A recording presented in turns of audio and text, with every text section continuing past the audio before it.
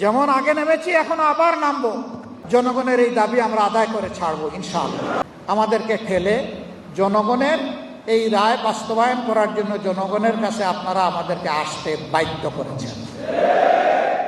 সংবিধানের যে ধারাগুলার কারণে ফ্যাসিবাদ জন্ম নেয়, আমরা ওই ধারাগুলাই সংবিধান থেকে আমরা নির্বাসনে পাঠায় সংস্কার করতে চাই।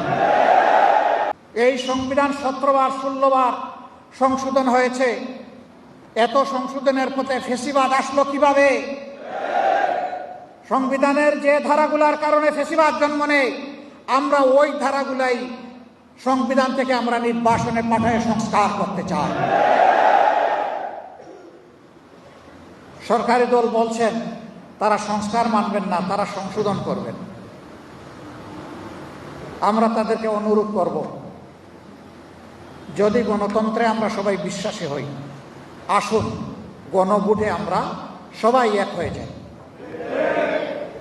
হ্যাঁ, সংকট আপনারা তৈরি করেছেন। এর নিরসন হওয়ার কথা ছিল 15 মার্চের ভিতরে। আপনারা আপনাদের দায়িত্ব পালন করেন না, এই জন্য এই সংকট তৈরি হয়েছে। আমরা 2টা শপথ নিয়েছি, আপনারা একটা নিয়েছেন।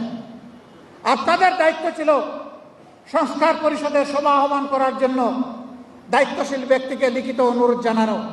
আপনারা শুধু অনুরোধ করেছেন জাতীয় সংসদ অধিবেশনের জন্য, সংস্কার পরিষদের জন্য করেন নাই। আপনারা আপনাদের দায়িত্ব পালনে ব্যর্থ হয়েছেন এবং জনগণের সাথে দেওয়া কথা আপনারা লঙ্ঘন করেছেন। আমরা আমাদের জায়গায় রয়ে গেছি। আমাদেরকে ঠেলে জনগণের এই রায় বাস্তবায়ন করার জন্য জনগণের কাছে আপনারা আমাদেরকে আসতে বাধ্য করেছেন।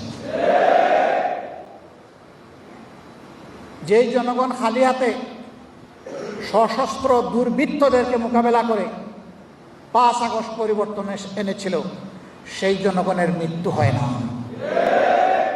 এই জনগণ এখনো জীবিত, এখনো জাগ্রত। বিশেষ করে আমাদের যুব সমাজ, যাদের নেতৃত্বে শেষমেশ ফ্যাসিস্টরা পালাতে বাধ্য হয়েছে, আমরা তাদেরকে বলবো, তোমরা তোমাদের বিপ্লবের যে খালি হাতের হাতিয়ার, অর্থাৎ দেশপ্রেম এবং ইমানের হাতিয়ার, সেটাকে আবার শানিত করো। যেমন আগে নেমেছি এখনো আবার নামবো এবং ইনশাআল্লাহ জনগণের এই দাবি আমরা আদায় করে ছাড়বো ইনশাআল্লাহ।